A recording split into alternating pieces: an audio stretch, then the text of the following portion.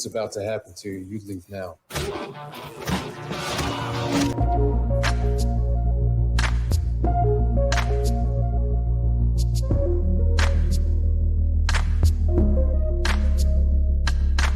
Some consider these traits to be toxic, such as undesirable in the men of today.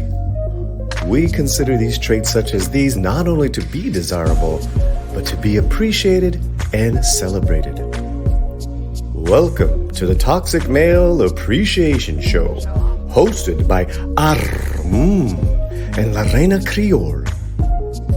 Welcome to the safe space for the toxic male.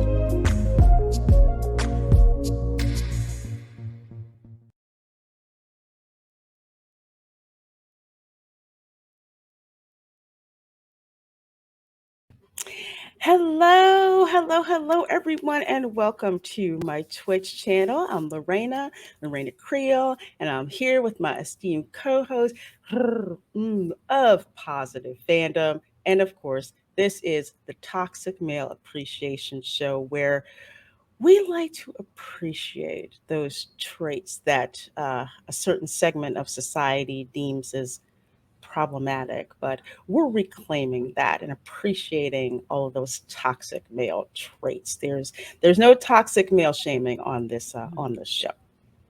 That's right. So how are you doing, my dear?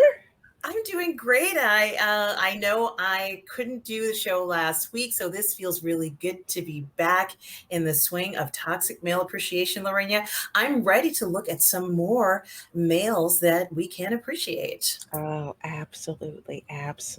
Now, I know we kind of started and then stopped again with the terminal list, but don't worry, we will eventually catch up. But you know what? When you just come across things, especially certain toxic, we have to stop and appreciate it. So I don't think y'all will mind if we do a little pit stop for about the next 2 weeks, because there's this little show out called House of the Dragon. Have you heard of it? I have heard of it, Lorena. And from what I understand, there are a lot of hotties on House of the Dragon. Oh, absolutely. My goodness. It's just like that one, that one, that one, that one. And doing such toxic male things and being appreciated for it, at the same time. So it's like a breath of fresh air, like a cold drink on a hot day. I can smell the testosterone in the air, Lorena, and it smells wonderful. Oh, it's like a drug, isn't it? Oh, it's like, yes, I know it may not be all that good for me in large doses, but it's okay. I'll take my chances. Take my chances. Indeed. So, for this show, for this one right here, we are going to be talking about two actors in particular to start this off. So, this week, we are going to be talking about THEO Nate, who portrays Sir Leonor Valarian, and FABIEN Frankel, who plays Sir Kristen. So, yes. They're very good looking. And on this show, not only are we going to appreciate who their characters are, but find out some more about these actors, because they have actually made quite an impression. One of the things that people talk about House of the Dragon is the quality of the performances. So you're going to find out probably more than you thought about both of them. But do it the way that we do it here on this show. For real. So let's see. Let's start out with THEO Nate, shall we? I think we should. I think we should start out with him. First of all, thank you all so much for being here and watching with us. This is Toxic Male Appreciation, and let's see. Here we go with, of course, THEO Nate. Now, are you familiar with who this young man is? No, this is the first time that I had ever seen him. Of course, he's smoking hot. So, thank God for these casting directors, Lorena. I couldn't take my eyes off of him when I first saw him, wondering who this man was. And he's so badass and just such an individual in the show. It's impossible not to fall in love with this character. Now, especially when he stands up to his uncle Vaymond, who okay, I'm not gonna spoil it. All I'm gonna say is if you have not seen season 8, you better catch up. You better catch up. But his uncle, I remember when his uncle was just basically just pissing on his brother's plan, just everything, you know. Leonor was just like, no, uncle, that's really not how we should do things. And that's kind of like the first time you saw him, asserting himself. So that was something wonderful to see that he was backing up his father with what was going on. But with that short period of time with seeing him, I mean, I was quite impressed with his acting. He didn't have a whole lot of lines, but with the first episode that we saw him in, you saw him literally swoop in Yes, to save the day. yes, on Was a dragon, Lorena, on on a freaking dragon. dragon. I mean, I absolutely loved the fact that he just came in and just swoop, and there he was riding a darn dragon. It's so impressive. He looks incredible. He looks fierce. He looks badass. He's not afraid. He Going wasn't. right into battle, and I think it was with the crab people. The crab time. There, I think one of the parts, Lorraine, I could be wrong, but Yes. Hmm. and those people looked very strange and odd. And he just went with just he was comfortable fighting against us. He is obviously a very experienced warrior who can handle these situations on his dragon, off of the dragon. Actually, we do see him off of the dragon for part of the time. Um, Hmm. he loves battle. He loves the smell of this battle and getting, his hands dirty. I just love the brutality and the fierceness that this character has. And he's so somewhat understated, Lorena, compared to the rest of the crew, but he is fierce. I love how Theo Nate portrays this character.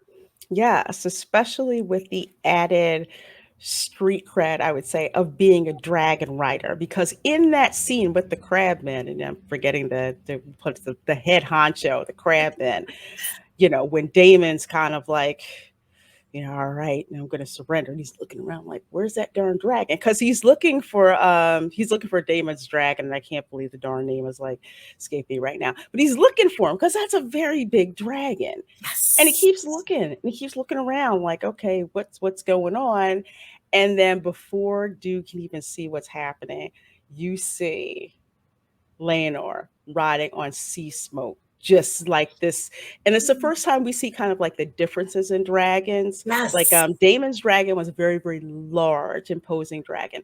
Sea smoke is a smaller dragon, but even more lethal because of how fast and just undetectable it was until you saw him. So it was like Leonor came in, to save the day. And I really did like that extra dimension. He's not, I mean, he is obviously, he's a warrior, he's a fighter, but he's got that added credibility of being a dragon rider as well. So I just thought that was cool. I liked that kind of added a bit more interest to the fact that when you see Theo Nate as a Leonor Valerian, he is engaged. Well, I don't know if you really want to call it an engagement. They're freaking getting married to Rhaenyra Targaryen.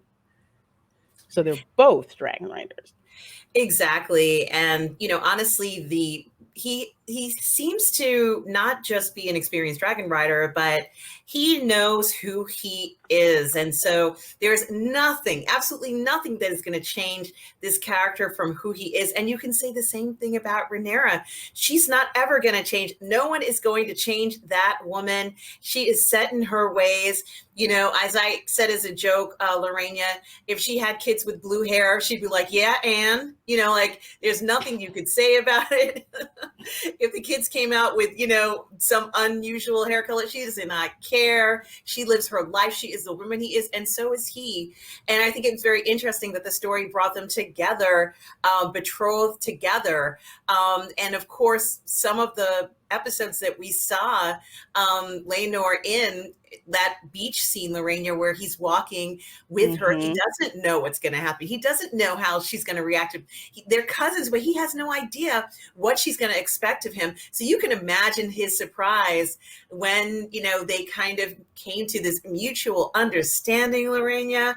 And Yes. that relief that he had, that relief, the tension of it all, this powerful man, which he is. He's not a softie. He's tough, you know, but it plays the game. He's going to follow the rules. He's going to do what he's been told to do, to marry his cousin. And Lorena, the clothes that they wear when they arrive at the wedding, those beautiful gold garbs that the entire family wears is absolutely stunning. They look very regal. They look very royal. They come in there. They have a very powerful presence. He is so confident, so beautiful. It's just so amazing to see what's happening. Look at him there. Isn't that He gorgeous? is incredible looking. Yes, just stunningly beautiful. You know, they said that the reason why she has that, you know, hairstyle is because that's the weight of what's on her shoulders. But he doesn't have anything like that. He has these free flowing dreads that are perfectly coiffed. You know, he looks incredibly put together. He has a wonderful, you know, let's say, posture here. He has confidence in his eyes, you know, even maybe a little playfulness as he's holding her hand there. This character had, you know, pretty much the world was his oyster, let's say, at this very moment that we see in this shot that you're showing us, Lorena.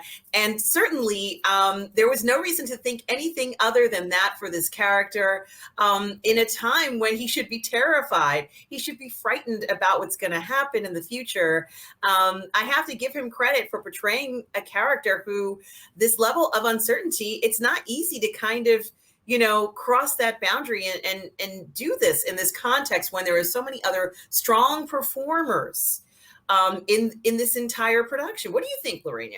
Absolutely. Absolutely. I agree. You see him from, you know, the encounter with the crabmen, and they finally get rid of them. And with he and Rhaenyra on the beach, kind of like not knowing that by duty they have to marry, but that like unsettledness coming out of him, because that dialogue was so natural. I wish the scene would have been lighter so we can freaking say it, but that's another thing we talk about.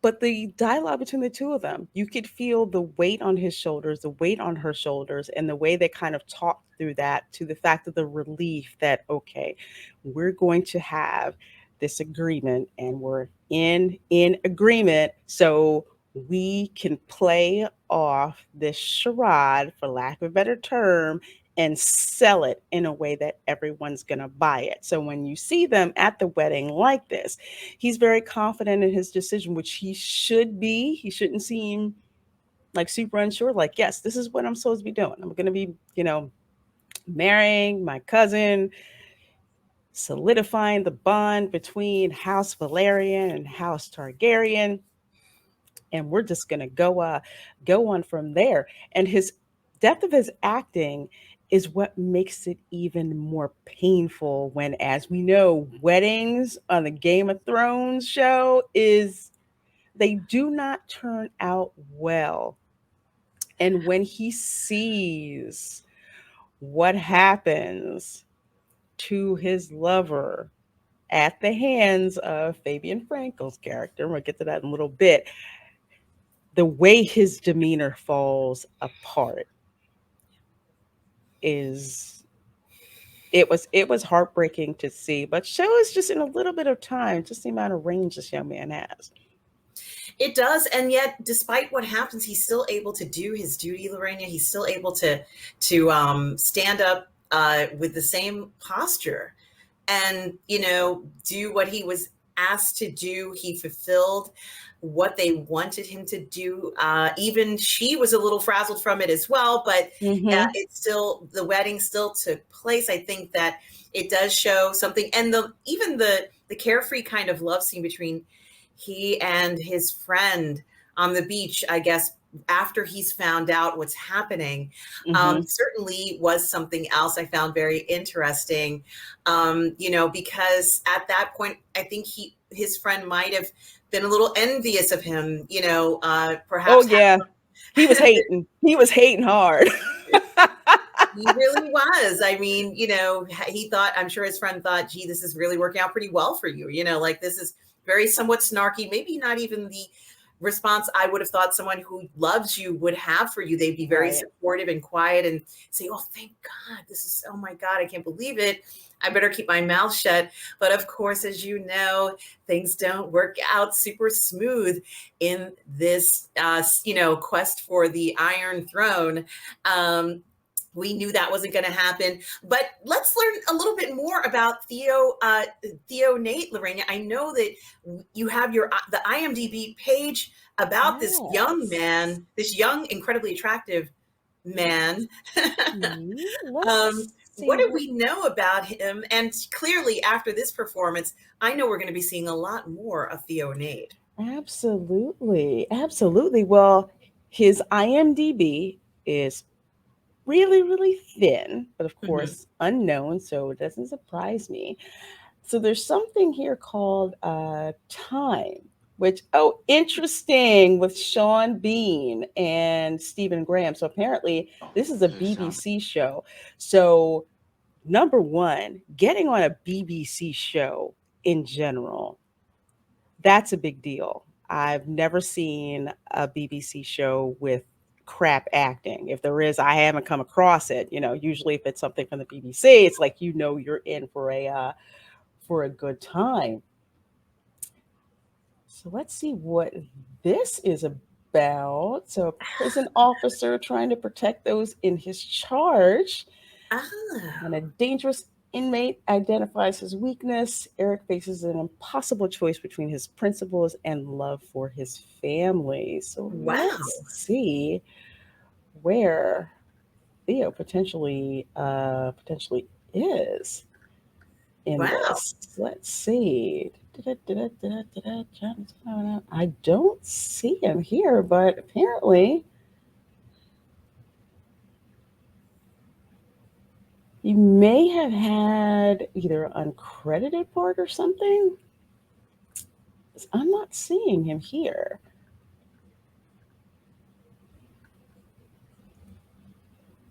So that's Well, it's interesting. it's amazing that he got this House of the Ah, Dragon role. friend of Stevie. Okay. Okay. So yeah. So I guess it wasn't enough to like absolutely credit him in IMDb, but friend of Stevie. But let's see, who is Theo Nate. So he needs a read here because we don't know very much about him. So Absolutely. Let's see what the article let's says. see what it says. So let's see. House of the Dragon is his second television appearance for the budding actor, his first being a television show called Time, where he played Sean Bean, a friend of Stevie. I guess Sean Bean was his name. I know about Sean Bean, the actor, that kind of read a little weird, but that's okay. We'll allow it. Mhm. So he graduated from the Liverpool Institute of the Performing Arts. So top notch Wow. acting school. And let's see, high level performing and creative arts training Mhm. as well. And let's see, he hails from England. Okay, England's a big place. We need to be a little bit more specific. But he worked also in the theater in the UK. One of the things I will say about a lot of actors from the UK, and I'm pretty sure you're aware of this as well, is that a lot of them do a lot of work in theater. Yes. Yes, they do. And that really does set foundations for them and in the work to come. Honestly, a lot of what we're seeing in House of the Dragon does feel like theater in many ways. And that's Hmm. why these performances are so compelling. And certainly kudos to him to be alongside so many seasoned actors.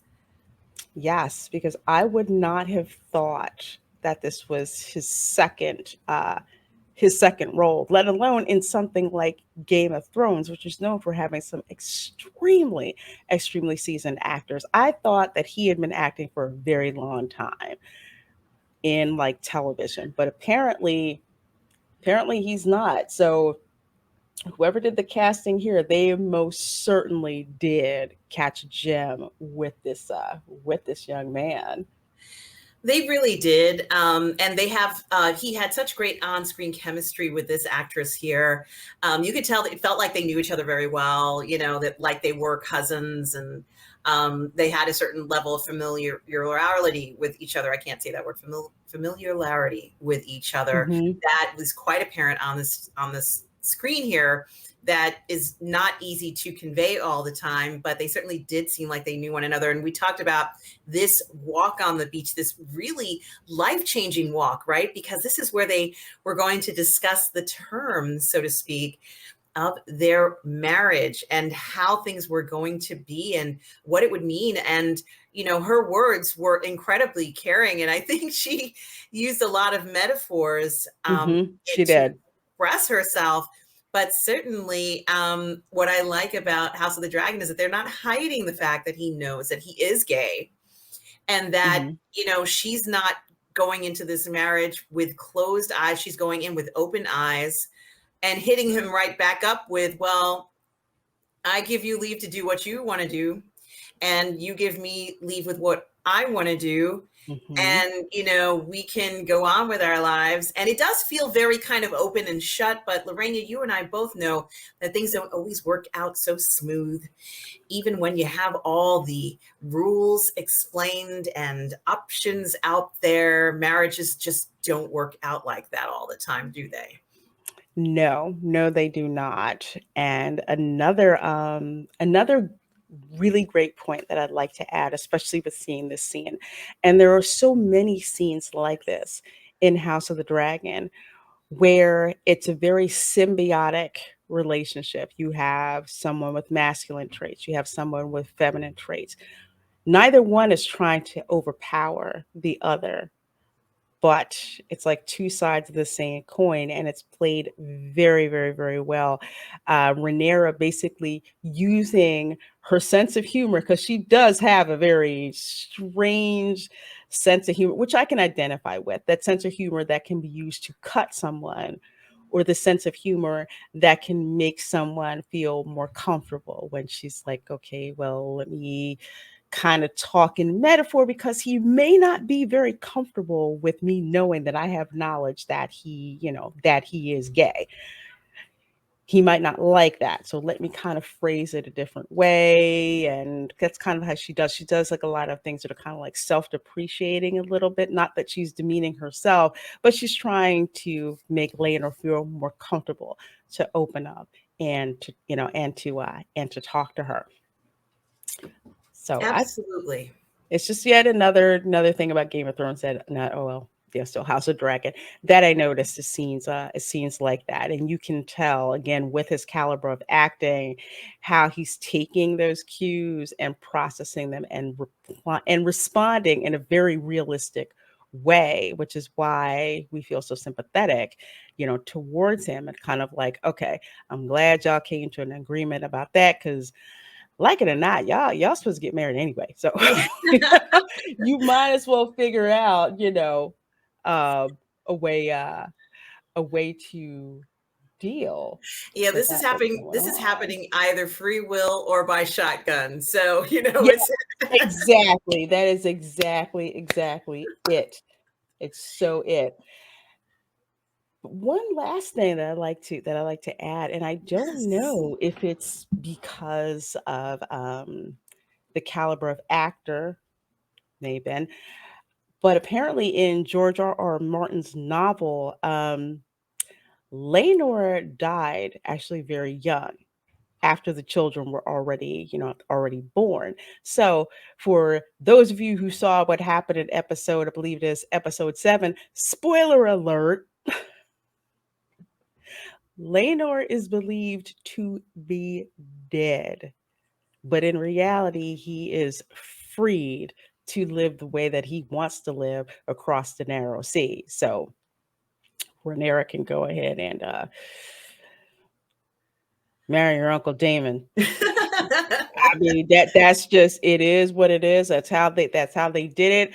But that's what happened. It's with a different actor. I will say that, with a different actor, but still the same demeanor, I want to say, in a way that Theo Nate plays Leonor, because the successive actor, who I believe is John McMillan, who's down here in this Yes. article, he would have to take cues from how Theo Nate played Leonor in order for us to believe it, the same way that the actress who took over Millie Alcock's role would have had to pay attention to the way that Millie portrayed the role, so it wouldn't be so jarring. It's just more of like, oh, okay, they look a little older. All right, cool. Next.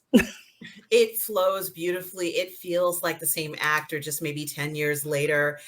He certainly has a lot of the mannerisms down, the relaxed attitude that this character has around family. He is somewhat understated, but once again, Lorena, very experienced in battle, very fierce, a dragon rider. So he certainly does have a lot of very masculine traits about him that Mhm. are, very attractive. He's a good looking man. Certainly, it's wonderful to watch a character like this. And I wonder if we're going to see this character in the future, as you said. It certainly is a bit of a mystery right now, but the books have a different, perhaps, pathway for him. But this actor really has done the character so much justice. He has, and I am going to miss him. It's like how I miss Millie Alcock, how I miss Yes. her, and I miss Theo Nate. So I am very much looking forward to whatever this young man is going to be in next. So for those of you who are watching, let us know in the comments if you have any advanced knowledge about what Theo Nate is going to be involved in going forward, because I definitely would like to keep my eye focused on what he's been working on, or what he will be working on. Oh God, I Oh, he feel love looks it. so good. Doesn't this look good? Oh my God, this looks so good. Look at the embroidery and the beautiful, regalia on around his neck. He just looks so majestic, so, kingly. Like, it's just, so good. This is what we want to see Hmm.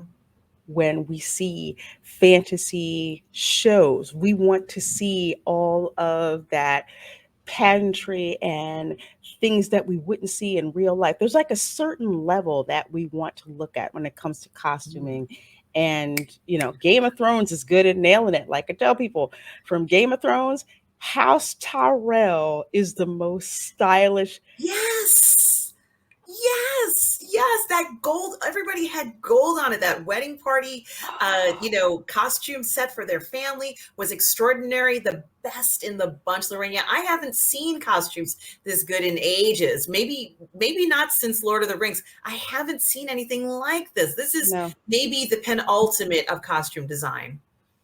it's gorgeous. It's absolutely, absolutely gorgeous. Hey, Cavitano Che. So she is not blind to how his blade gets polished. If needed, she knows how to produce an heir for succession. Yeah, she kind of figured it out. She had a strong way of figuring it Well, there's out. more than one way to polish a blade. But yes, she certainly is knowledgeable. And it is very interesting. I'm sure they probably played doctor as children, Cavancino Che and Lorena. I'm sure they've played doctor once or twice. So I'll leave it at that. Yeah, you guys fill it up. You guys fill in the fill in the blank. tell you, this scene, I absolutely loved it here. I'm trying to see. Yeah, so this Ah, was yes. Leonor, and of Mhm. course, his lover who was none too pleased, salty as I don't know what, and just Mhm. decides Oh, he's just gonna stir up crap because all he the is all the tea, Lorraine. all of the tea. This wedding was just full of just tea. You've got somebody who two people have been jilted and just cannot freaking deal with it. Now, some people are probably like, well, why did they, do that at a wedding? I'm like, have you ever been to a family event and Mm-hmm. you got some people who just cannot put a lid on their feelings and all kinds of crap starts to happen? And next thing you know, the police are showing up and, it, it happens, Mm-hmm. it Mm-hmm. really does happen. And in Game of Thrones we already had the red wedding, so there's no way they were going to be able to do the same thing again. That wasn't going to work. So I like the way that they did this. It was a very slow build up and the whispers going on, and Leonor's lover, none too pleased. He's going through with this. I mean, he said he was okay with it, but he really wasn't He okay with it, ain't right? okay at all. He's ready to throw down. I mean, he didn't throw down because he was caught by a sneak attack, if you will. Uh-huh. But he thought he thought he was playing with a I guess a construct child, and he got a smackdown from Cole, gangsta style. I mean, Cole just pounded him to a point where he was unrecognizable, and he even like knocked around Lanor a little bit, saying, step off, Mhm. this is happening, it's going down.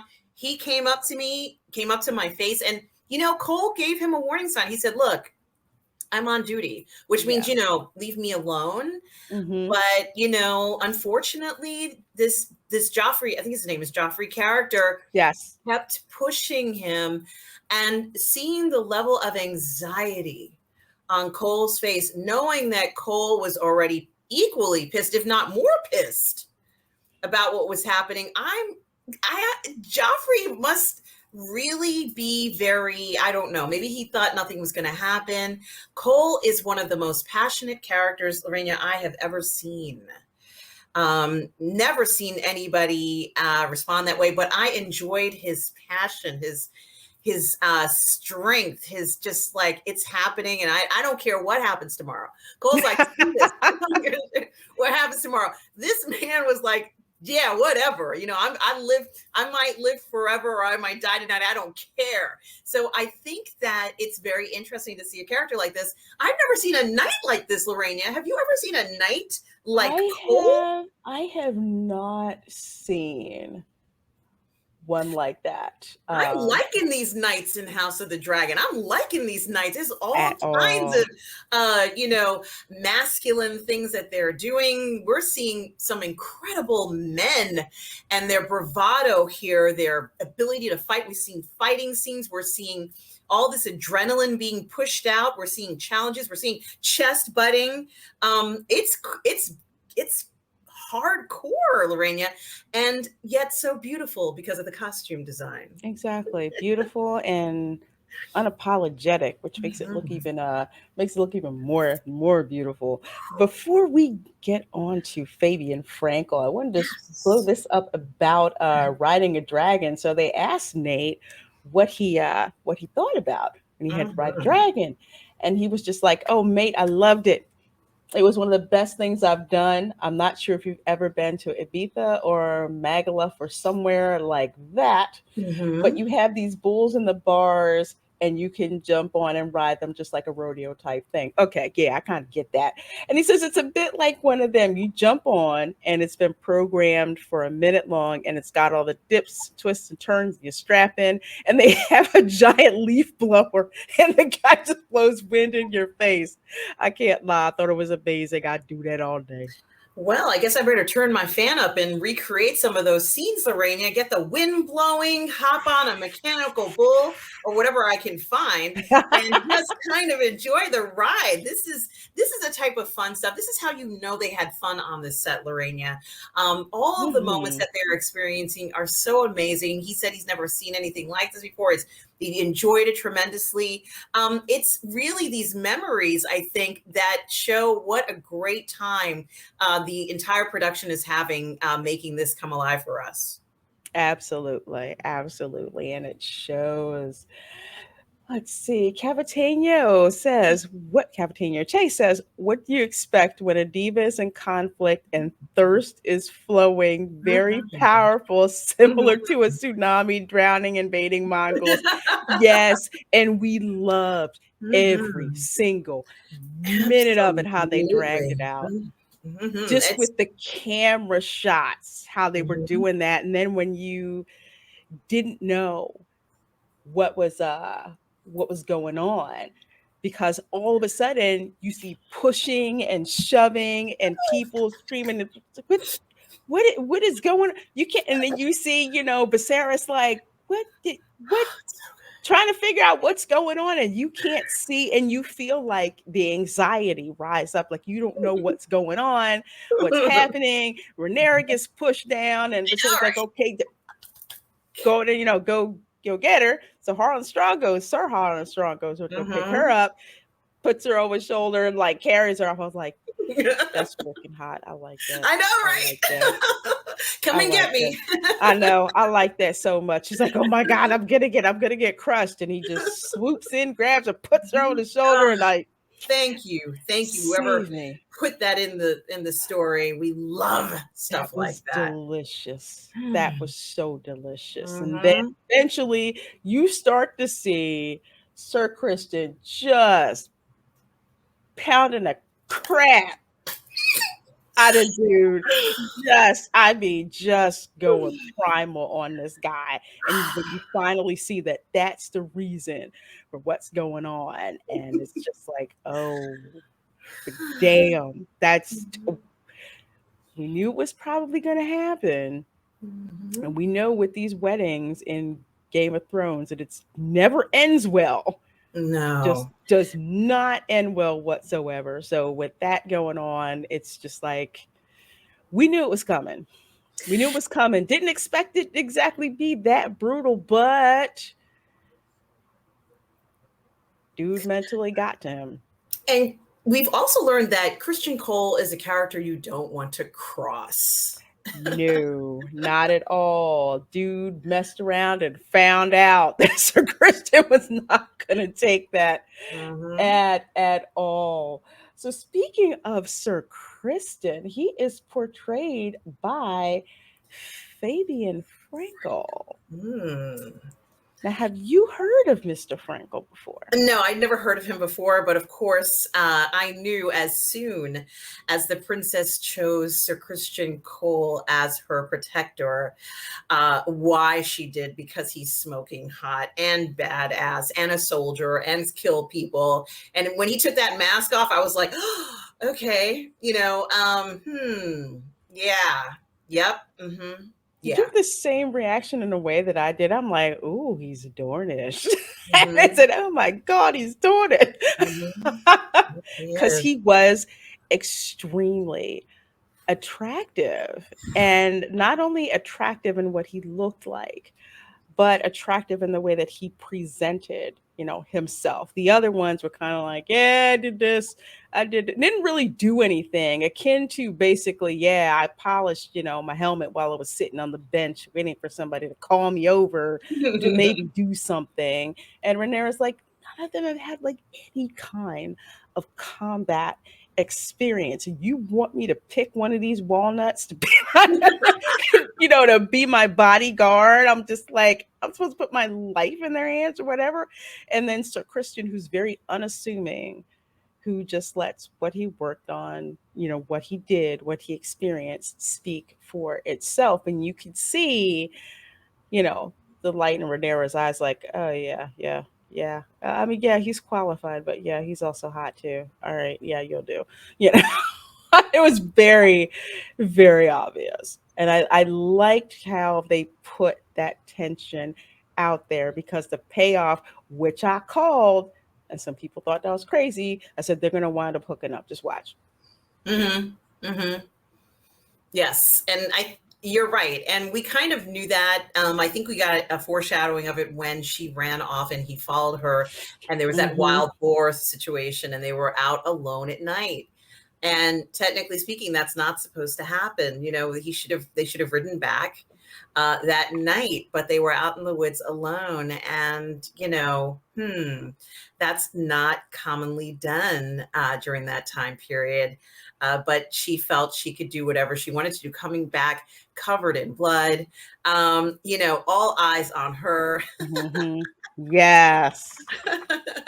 Uh-huh. Gee, just trying to figure out what's going on. But he has taken this vow of chastity, of course, and he's Yes. not supposed to be doing anything. He's pledged his everything to, I guess, the crown and to the princess. So he's not even supposed to be having sex, let alone thinking about this. Mm-mm. No, he has one job, and that's to protect the princess. That's what Mhm. his job was supposed to is well is was is formerly well that's what his job was supposed to be at the time, doing that.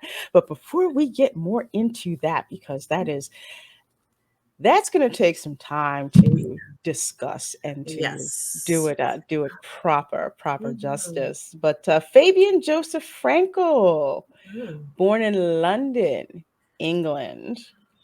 Let's see, he attended the Royal Academy of Dramatic Art. Now, that has produced some very, very famous names. I believe, didn't Patrick Stewart go there? Yes, probably. I know I Joan think he, Collins went there. A lot of famous actors we know went to RADA. It is mhm, well known place for studying dramatic arts, and yes, it has an excellent reputation. If you get in, it's a big deal. mhm, So certainly, that's quite an accomplishment to be a graduate of, or at least even attending RADA in any way. mhm. Absolutely. Absolutely. And there's Fabian. Let's see what else. He looks so good. Gosh. He looks so good. Yeah, he looks just, and House of the Dragon. I'm sorry, House of the Dragon. Game of Thrones. They always cast really attractive brunette guys with dark hair. So it's very funny that of course, there are these platinum blondes, but they always give us some smoking hot, dark haired guy, and it's just so wonderful. It is. It certainly is. I remember when I first saw Pedro Pascal Mhm. in Game of Thrones, I'm like, Mhm. oh, dang, he's kind of tasty. And Kit Harington in his Jon Snow character Yes. reminds me a lot of this, or the look of Frankel. It's thank you, casting agent, whoever you Yes. are. Thank you. Because Yes, we want to see good looking people. yes, yes, Okay. We you. want to see good looking people to quote God, I'm trying to think it was Bill Anvil, maybe it was. Um and the blue collar comedy tour. He's like, if I want to see average looking people, I just go to Walmart. Yeah. I don't have to go out of my way to see average, not so great looking people. I could see that at home. But when I'm watching a movie, I want to see someone who's attractive.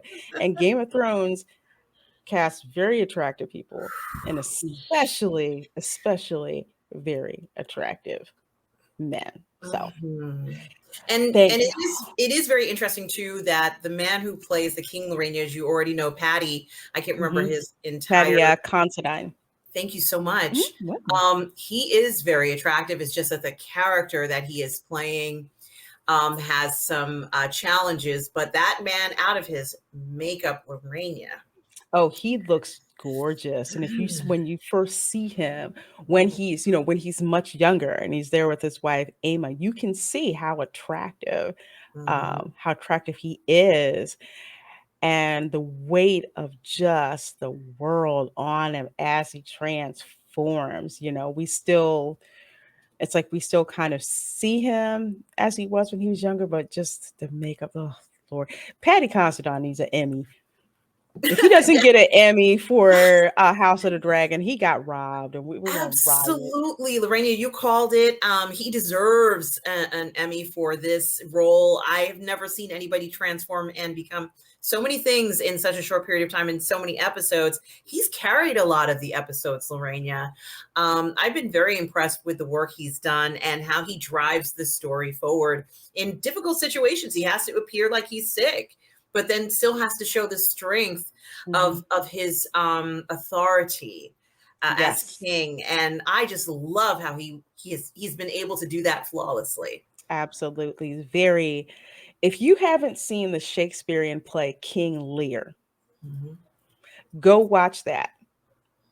And I swear that's like where Patty Considine got a lot of that inspiration from, when you see him with the family, when he's talking to his family, and just how he is as the king, that life, trying to keep the peace between the kingdom, trying to keep the peace between his crazy family. I just love that. I just love that. I know, side trip, but yeah, we got to give props to Yeah, Patty we had to. Considine, because oh my goodness. Let's see. So what is, let's see, of course, House of the Dragon, of course, it's in Hmm. that. Venice at Dawn. I don't know. Is this Venice, Italy, or Venice Beach? We're about to find out. Let's see. Based on the classic British stage farce Oh. and a comedy of misunderstandings centered around a relationship breakup and a painting, which is called Venice at Dawn. Oh, okay. It sounds Shakespearean inspired for some reason, but um, I don't know for sure. And it's probably very interesting. I'm not surprised he would do that type of work, a kind of a Hmm. play style role. Um, I've never seen it. Have you? I have not, and it's probably on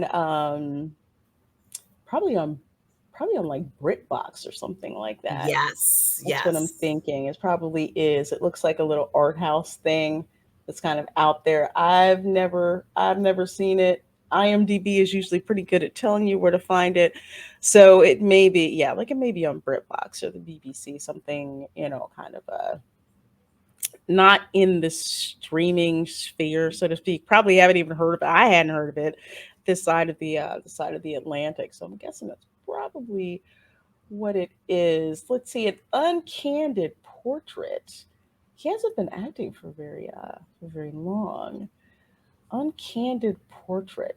So this is a TV series. Oh, Apparently, so Steve Zahn, who I believe I've heard of his name before, this was shown at the Tribeca Film Festival in 2021. oh wow. Yeah, Look that's at him. it.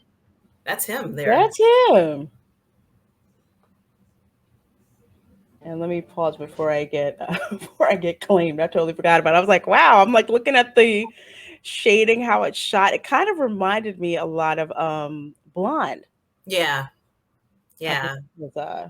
was shot with the beautiful black and white, shading.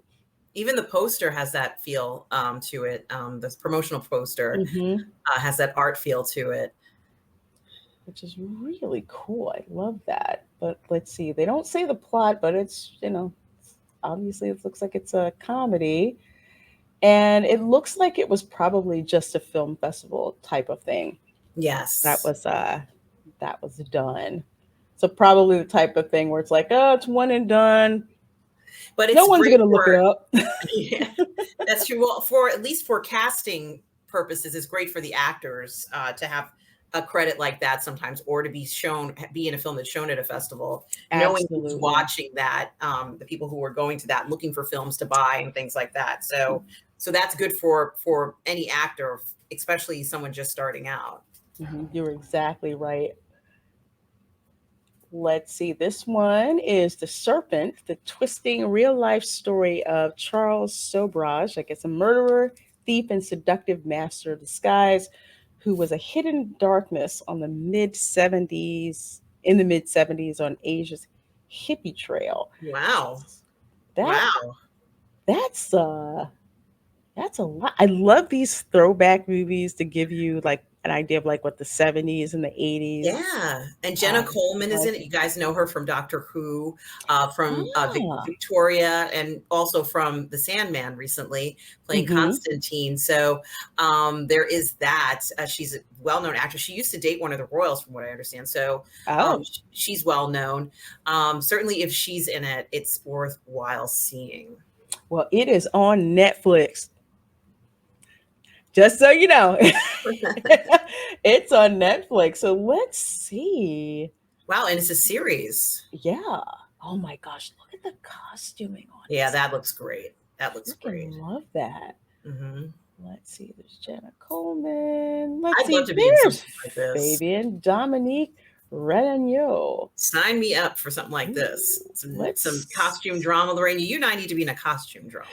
We really do. We really do. I mean, the way we love costuming Yes. and all of that. I'm thinking of that scene in the KGF Part 2 Hmm. where his girlfriend's so pissed at him and throwing stuff, and he sends in literally this rack full of clothes, and we're like, You're forgiven. yeah, totally. Whatever he did, just make up because we need these Yeah. freaking clothes because they're Yeah. just so gorgeous. I'm trying to see if there was a picture of him, but I'm Hmm. not. Well, there it I'm is. not. There's one. I think it's high, just to the right, and one up. Is that not him? Or maybe that's the lead actor. Yeah, that I'm looks like the sorry. lead. No, no worries. That looks like the lead actor. Nope, nope. That's Billy. Nope, nope, nope, nope, nope. Yeah, we figured we'd try it. Figured we'd try it. Okay. We tried. But it does But look like an interesting show for sure. it really does. And you can see it on Netflix. So I'm intrigued. I'm Hmm. very intrigued by what that's like. So let's see what else we've got. So he was in the Ooh, NYPD PD Blue Blue. TV movie I as didn't. Sipowicz.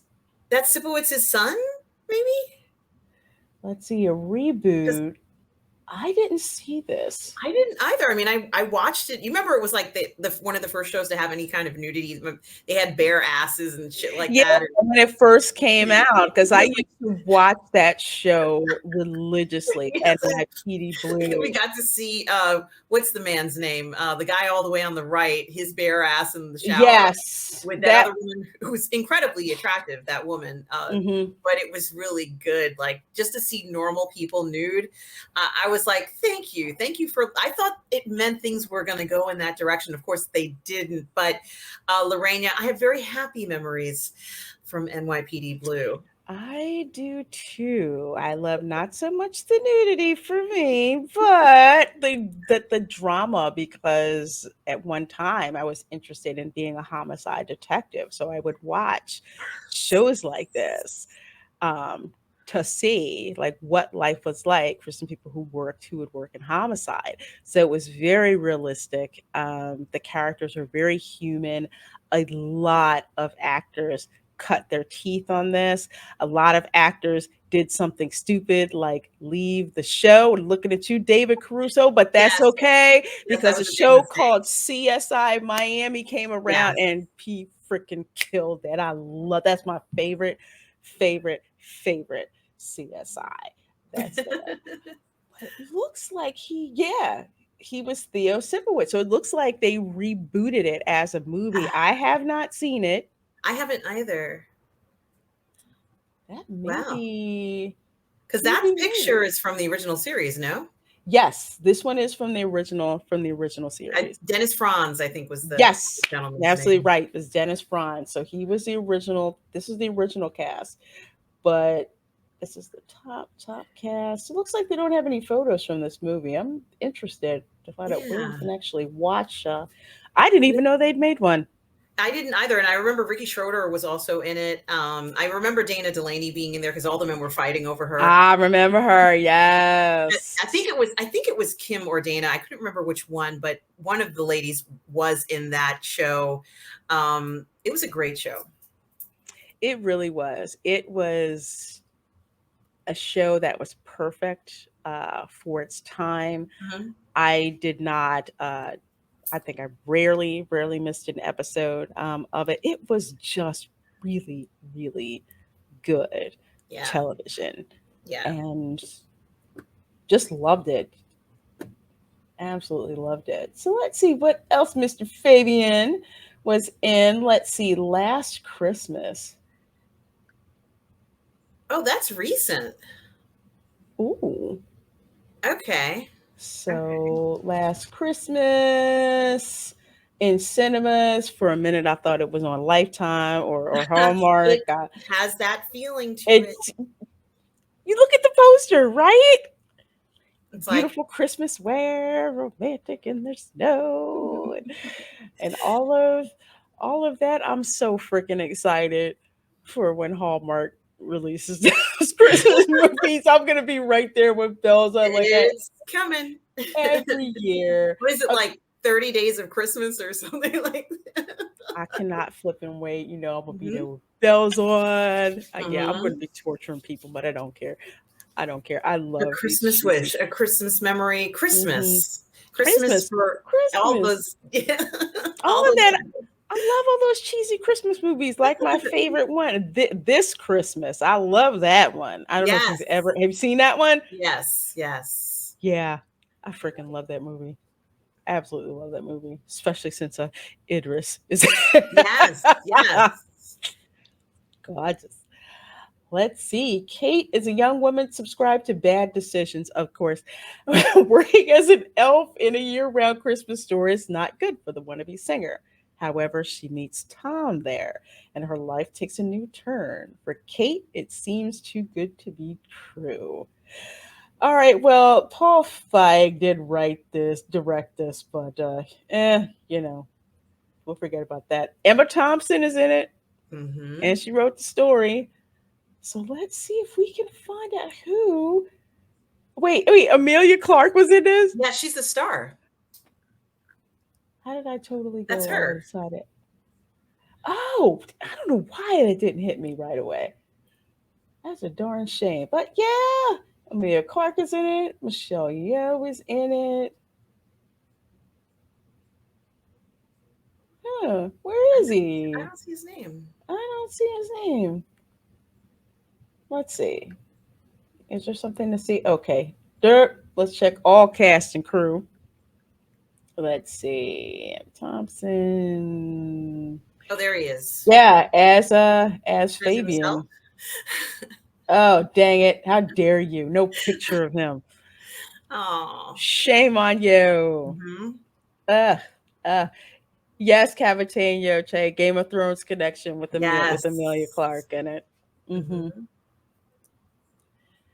Let's see what else do we have. I think that's the end of the credits. Of the credits of his resume. Let's see here, and then a couple of other appearances. But he hasn't been acting for, at least acting like out there, only for a couple of years. About about maybe 3 years or he 3 has years a lot of credits for 3 years though. Like, yeah, he's been getting continual work. Yeah, miniseries, that's a big deal. Yeah. He's got, a miniseries, a movie that was in the Tribeca Film Festival, which my guess is whoever the casting agent was for House of the Dragon probably saw him in that. Yes. Like you were saying, a lot of these Hollywood people looking for new talent, looking for new projects will go to these film festivals like what's the one Tribeca, in Tribeca? Venice, there's another one that's out where, yeah, Cannes, and there's another one out in Sundance. That's just what I was going to say, Sundance.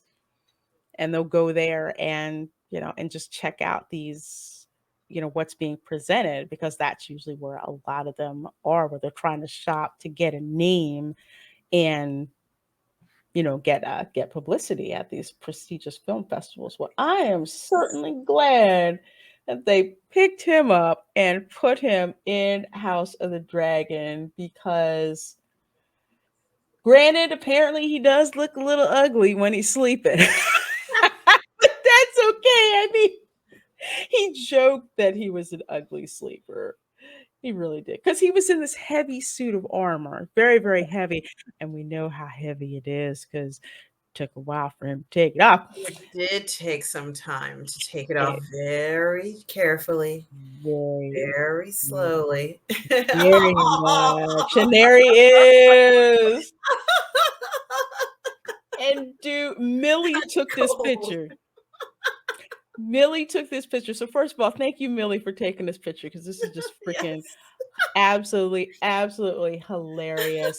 And I actually have to give credit where credit is due for me finding this, because Drunk 3PO actually used this picture for the thumbnail for the past Dark Council show.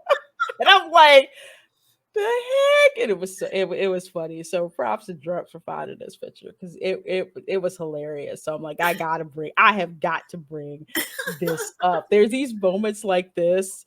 It used to be that you didn't find out about a lot of this stuff until like years later, when people would find pictures or footage behind the scenes, and that would end up as like the special features on the DVD and stuff like that. But in the era of social media, forget that. Click, boom, and you're up there. And she posted it on her Instagram. Well, to be honest with you, Lorena, I don't think I would push this man out of my bed, but it is fun to see a picture like this, so candid, just relaxing. He's exhausted. They're probably up at 3 a.m. in the morning. You know how early these calls are. And just getting any bit of sleep you can. He's lucky to have that chair. Look at that. And there's like a bag of chips. He Just probably was eating him, fell asleep.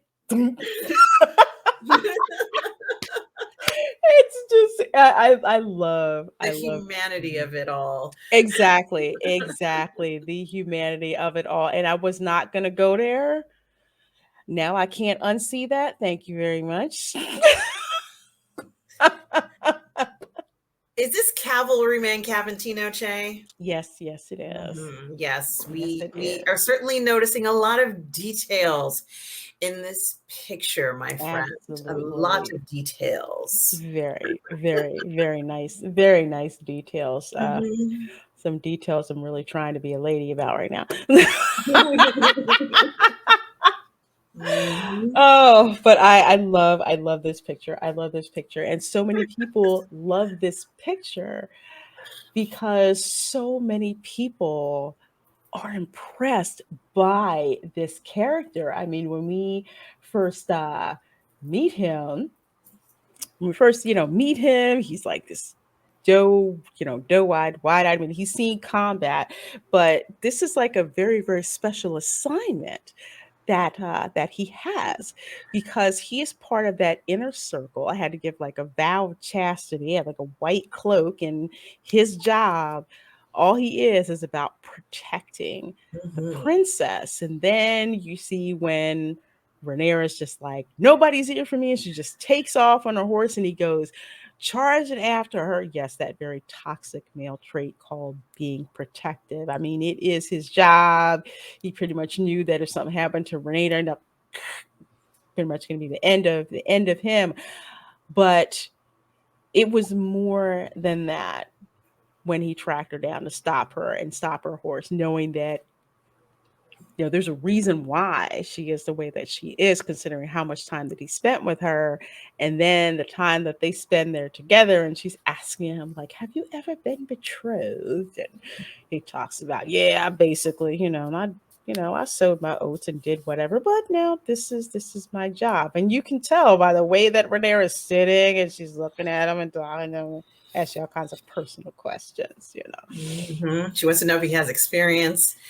And if he knows what to do. And the fact that she was even able to get that answer out of him let her know that he's open to suggestion, perhaps. So I think that she had, like you said, Lorena, been planning her move for a while. And presumably he would never make the first move because he's, No. promised himself that he was, take this special vow.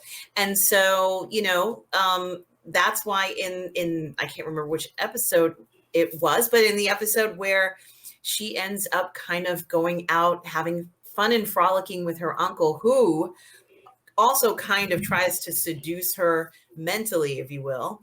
Yes, very, very, very much a mental thing. Taking her someplace where, as a princess, one she would never be caught dead in, but pretty sure she's heard about with people talking, because how the help talks about where they've been, what's going on outside, outside the palace, and she probably has heard about it.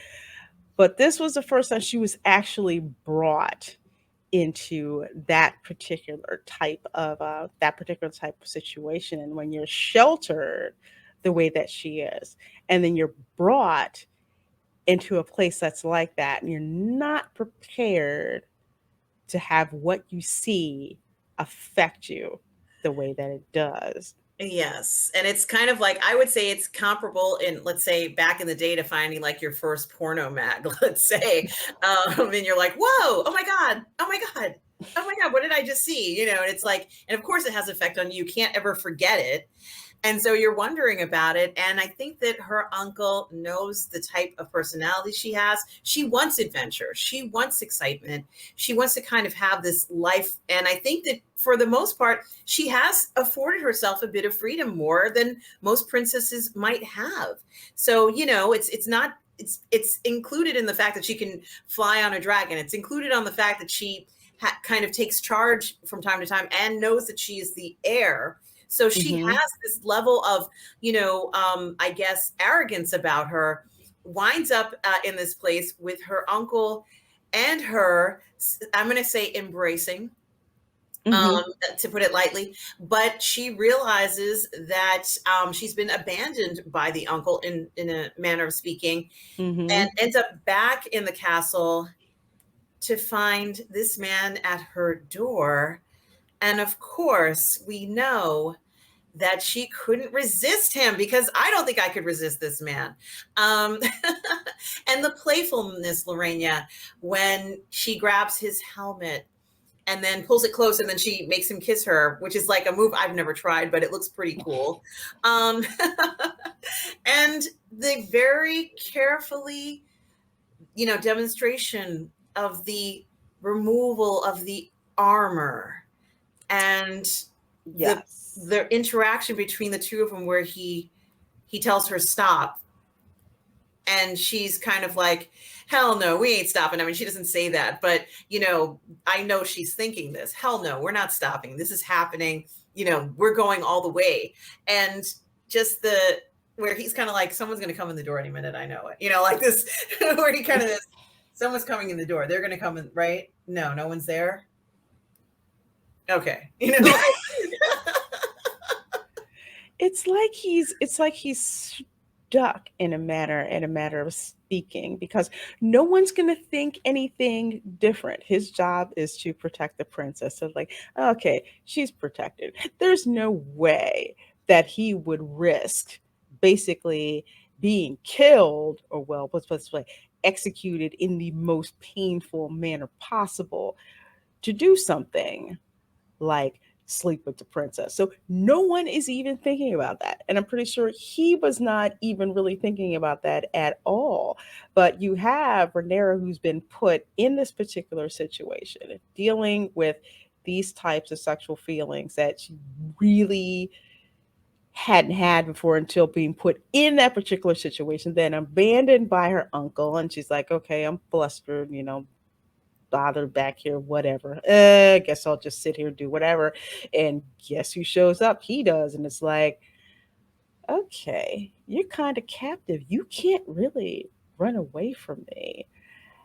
And she kind of plays very, very coy, which is very interesting. Like, here, you want your helmet? Okay. Nah, nah, nah. You have to get it back. And he's kind of like, okay, she's kind of playing with me. All right, all right. Because she's probably did this before. Like, yeah, you got to get it. You got to get it. And kisses on purpose, kisses him on purpose. It's very playful how she does that because she's not really completely comfortable with their feelings at the time. And then, when he's kind of like, okay, I shouldn't do this. I shouldn't do this. I shouldn't do this. And then it's just like, okay, well, I'm going to go out. I'm going to go out because, hey, I'm low born and I get to be with the princess this way. And it's very symbolic how he takes off his white cloak and he doesn't just take it off. He folds it a particular way and puts it to the side to basically say, okay, I know what I'm going to do is going to violate everything in association with this cloak. And then Rhaenyra helping to take his armor off. She's very deliberate the way that she does that.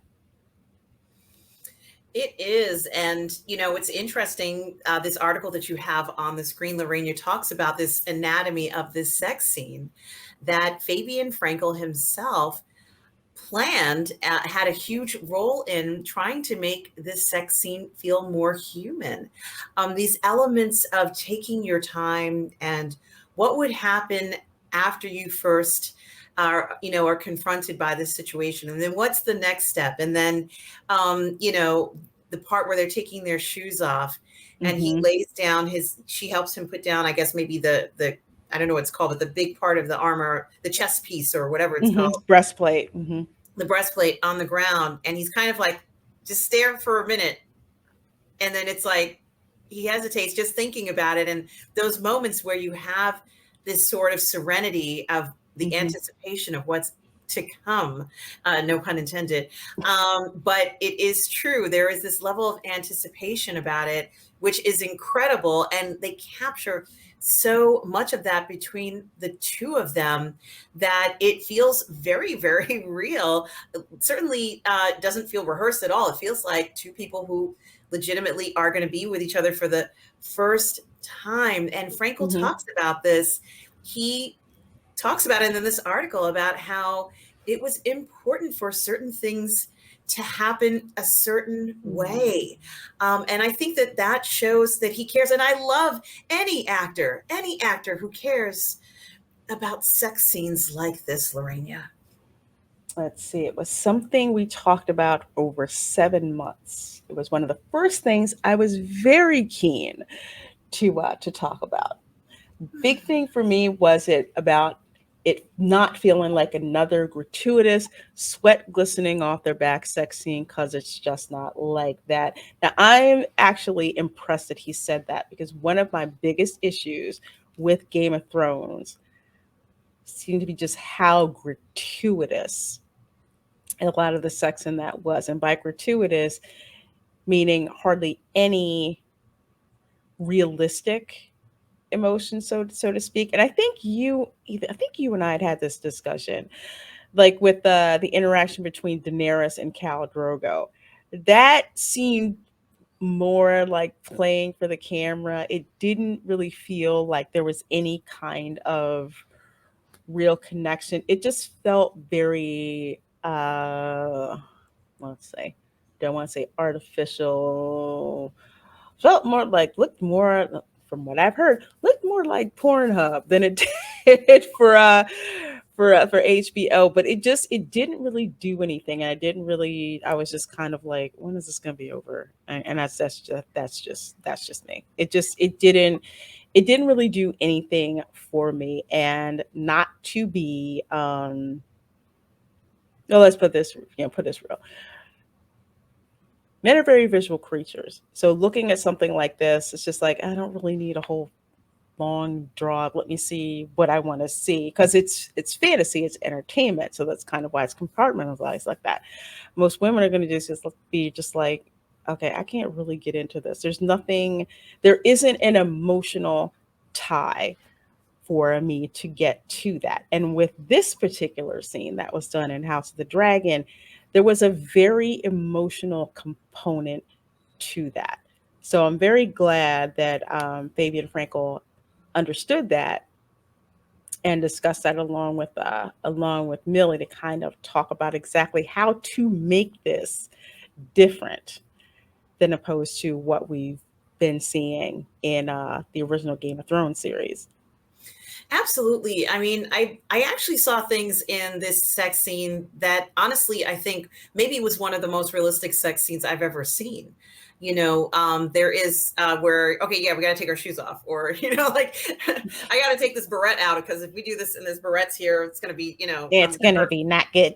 yeah. All of these things that this disrobing and perhaps just the care in which it was done certainly showed that it was important for him. But also, they are young. He's right. Young people have sex differently. It's just a fact. It's fine. There's nothing wrong with it. It's just that for two young lovers, which is what they are, I think the purity of the sex scene was something that made it seem more enjoyable for me. Watching, honestly, they are so very young. Even Cole is a young man, and seeing how he reacts, that there really is more of amazement on their faces that they're able to do this. And that's a realistic emotion at that time when you are doing that for the first time, as it is in the case with both of them with one another. So I think that they also translated that very well because, how do you convey a situation like that? They're not married. They're not going to be married. They're not engaged. It's a natural organic encounter that's happened. Okay, yes, she did seduce him, but you know what I mean. Yeah. It's a natural order of things that you would expect. Let's say if it's a modern world, they've met each other, maybe they'd be boyfriend and girlfriend, but it was completely organic. I thought that it was really incredible how real it looked. And I think a lot of elements in that sex scene certainly have been experienced by many of us. Mm-hmm. And Cavatina is right. 7 months is great preparation time to create chemistry with emotional content and look natural. Yeah, it's again between Khal Drogo and Daenerys. I didn't feel any kind of emotional connection with that. I was kind of like, let's move I on to the think next thing. you make a good point, Lorena, because the characters that they were supposed to portray at that moment, where she was like, this is my moon and stars, and there was supposed to be this deep connection. Mm-hmm. The initial presentation of his character, I think, was the problem that, I think, and what kind of stymied it a little bit might have been her brother's influence. But honestly, the relationship they had, that, let's say, intimate relationship, was completely unbelievable. Totally. And so it showed, and it wasn't even brutal. It was, could have been executed a little bit better. And I think that if they wanted to execute it the right way, I think they should have, this is my opinion, I think they should have just let Momoa take the lead on this one, in opposed to even directing him. Let Momoa just be his natural self. And if we could have just seen a natural version of a man versus, let's say this warrior king that he's supposed to be playing, he's already badass. He doesn't need to be anybody else. Let Momoa be Momoa, and I guarantee you it would have been a much more organic and somewhat more sensual scene that would have certainly won viewers over in another way. At least I think so. I'm so conflicted because I've met Jason Momoa in person twice. Yeah, I did. I met him. Oh God, he's so tall. He's gorgeous. He's gorgeous. He's tall. Not only that, he's just so much fun to be around. He likes to put you, at ease when you meet him. And I guess that was kind of like a part of him that I wanted to see. Like you were saying, if they would have just let Momoa take the lead on this, it would have seemed much more, believable. Of course, you've got this, badass tribal leader, Khal Drogo. He has to be that. In a way, it's kind of like Genghis Khan, if I had to give like a modern, not modern, but historical reference. Genghis Khan was ruthless. He was a ruthless warlord. But at the same time, he had a huge ass harem too. Well, wouldn't it have been quite a twist if they had allowed him to be that more intimate, loving person in the bedroom with her, to make her even more attached to this character now? She has even more at stake to lose because she loves him even more now because she knows that he has this other side that no one knows but her. At least that's how I might have decided to do it. Honestly, they seem very detached from one another in the I scene. agree. And Oh, sorry, go ahead. yeah, and that's unfortunate. I think going forward, perhaps we have scenes like this now with Frankel approaching this and realizing I don't want my sex scene to look like this. She's a young girl, I'm a young guy, and it should look like two, young kids having sex. That's what it should look like. It shouldn't look like, any other interpretation of that.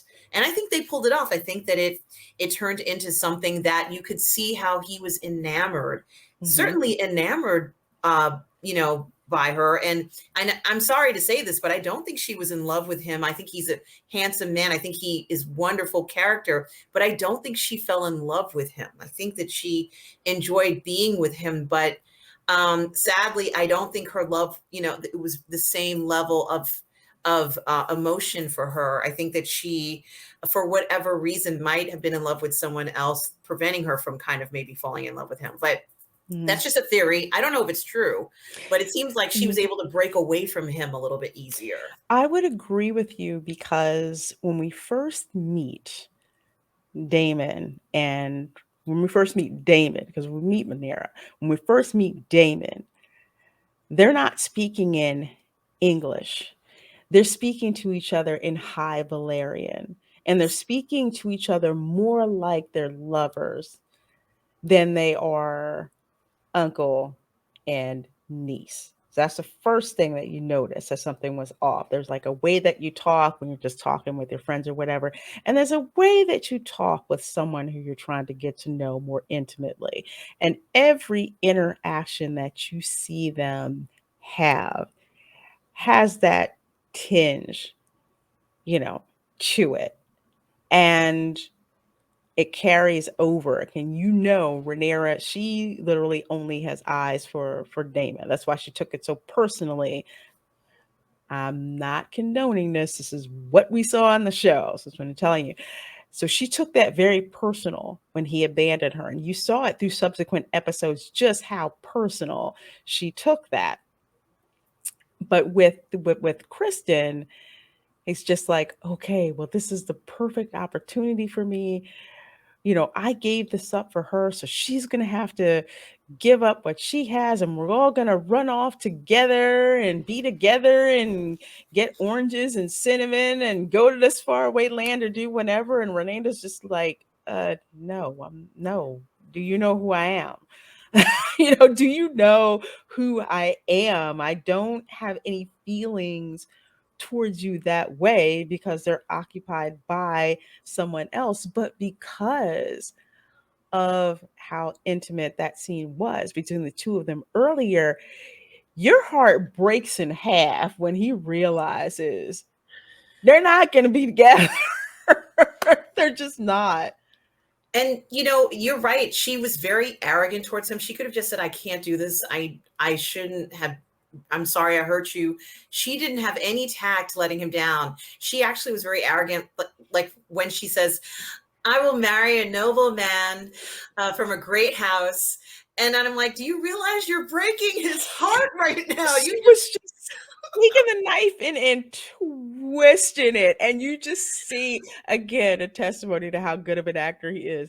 You just see how more and more tortured he gets when all she does is talk about the person, who she's gonna marry from a noble house, and this is She's gonna be smiling. great. This is gonna be my life, but we can still be together. Uh-huh. And when he's like, to basically be your whore. Love it. That's one of my favorite lines. So you want me to be your whore? That's like and you can feel the hurt in it. You can feel the hurt in it. It's legitimately his heart is broken. He wasn't expecting that. I think that he might have been okay with it if she had said, "I can't do that. I have a family obligation. Mm-hmm. And unfortunately, you know what? And you and I have talked about this before, Lorena. If she had gone with him, we already know they would have hunted her down. They would have killed him, and then they would have brought her right back. But Yep. even so, she could have said, "I'm just doing this to save you. I should have never done this to you. You're a better person. I can't walk away from this. I can't walk away from this." And I think he would have understood that. But the joyfulness, the joviality that she tells him about this That thing. just twisted it. It's like she didn't see him, like she didn't consider his feelings. No, she It's didn't. kind of like, I don't know if part of it is just the privilege of her station, or part of it is just youth, where it's just like, yeah, no, forget your feelings. This is all about me and what I want. So in order to keep what I want, we can still see each other, right? Mhm, Right? And she just does mhm. not get the fact that he's emotionally just hacked up. You want to talk about emotional damage? That's exactly what she inflicted on him. And if she would have said, like you were saying, like, well, we really shouldn't have. And because we did, you wound up giving this up. And I'm really, really sorry, but to treat him as human. So what she did treat him like basically was just something, just something that she could use. And because of that, he just gets, first he's hurt. Then when we see him at the wedding, he's just pissed, and we understand why. And then Joffrey has to go twist in the knife about Rhaenyra, and he just freaking loses it. And we understand. We don't agree, but we understand why he took out all of that anger on Joffrey. And one of the things that I have learned from homicide investigations is that when the victim is just, their face is just, usually it's inflicted on their face. If it's inflicted on their face the way that he did, it's a crime of passion, anger, rage. Just, I want to erase any kind of thing that identifies who you are. I want your whole identity wiped. I don't want anything remaining to identify who you are. You're absolutely right. And I think one other element that I want to add to that is that I honestly believe that he didn't think a bunch of people knew about what had happened. And now he's been outed. You know, Mm-hmm. he's had his heart broken, and now he's just been told, "Yeah, I know you're getting it on the side, bro. Yeah, I know, it's all good. I'm getting it too. All right, so we're down, right? Like we're cool, right?"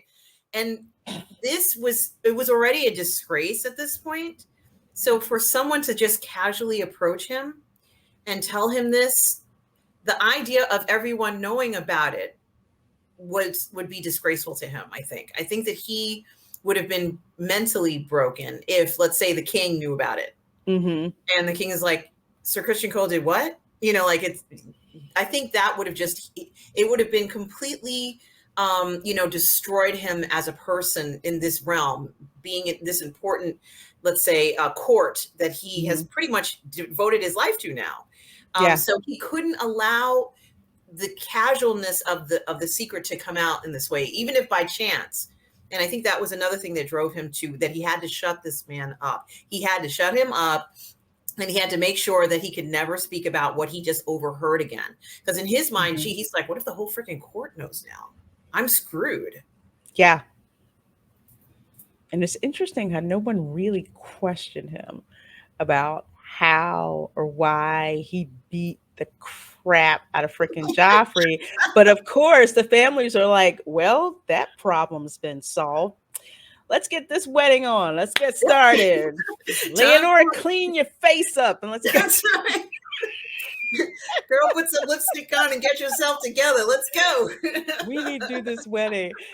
Hey, CJ. He's like, drive by wave. Good seeing you, my dear. That, I tell you, the end of that whole wedding, by that, you just, he is just going to be salty for years. This is not going to go away. I want to ask you about that because it's true that he might be upset with her, but he seems to hold this grudge, Lorena, like what you're saying. He has held on to this. This is not healthy. No. Is he somehow involved with the queen more than just an ally?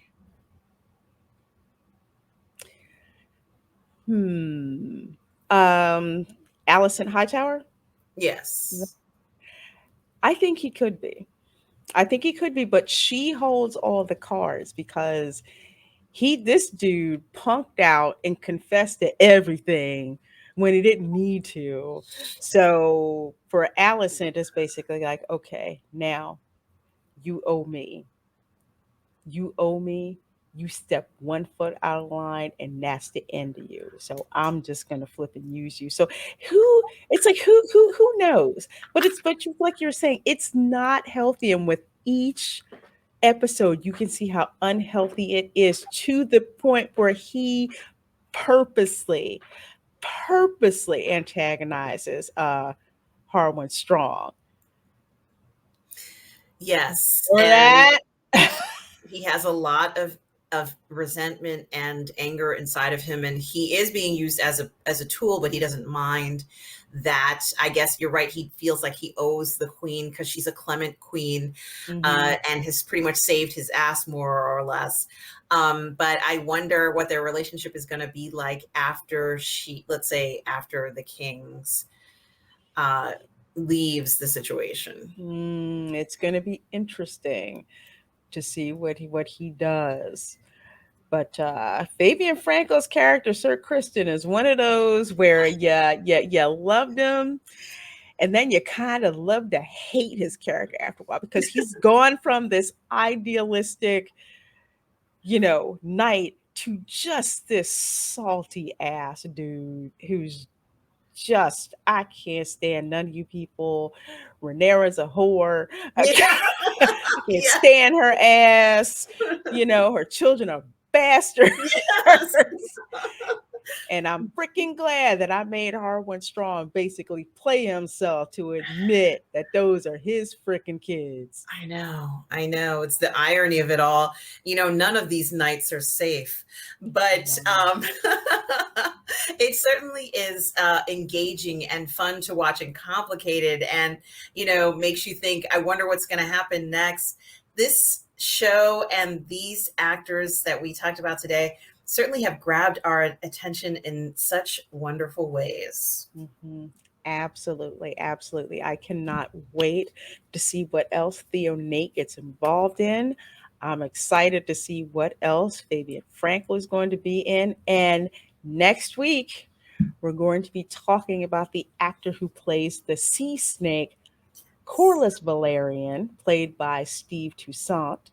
And we're going to be talking about the actor who plays Daemon, aka the Petty King, as some people like to say, which is Matt Smith. So next week, going to be even more fun talking about those two amazing, amazing actors. So, folks, please do check out House of the Dragon if you have not. Check out the other things that Fabian Frankel and Theo Nate have been in to see what their previous body of work is.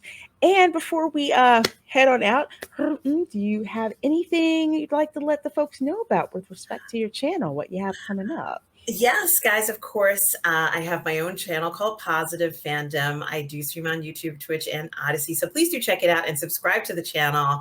I do have my Sunday brunch show that airs every Sunday at 10:30 a.m. Eastern Standard Time, where we do all the parlay in the fandom. If you are a creator, come to the channel. At that time, it's live and you can be promoted on the channel, which we do. We support other creators as well. I do have 1 or 2 shows coming up. I am obviously going to be streaming with you again, Lorena, on your channel tomorrow night, as well as I believe Saturday night for our watch parties for anime, as well as a Saturday night movie. And also, I think we rebroadcast this show on Sundays at 1 p.m. Eastern Standard Time on YouTube, if I am correct. I think that's everything. I don't think I have anything else coming up except for our Ladies of the PGS show, which is at 6 p.m. Eastern Standard Time on Mondays on the Post Geek Singularity, which is Robert Meyer Burnett's channel, as well as the Midnight Musings show, which usually takes place on Fridays or Saturday nights with Robert Meyer Burnett and myself. So do please check that out and subscribe to my channel, Positive Fandom. I'm almost there to be monetized, everybody. Woo! It's just that it's like literally it's just there. So thank you everybody for your support. And Lorena, I love doing the show with you. Thank you for having me on as always. Oh, well, you are very welcome. I love doing this show with you. Love the stuff that you come up with, and it's just a joy doing this show with you.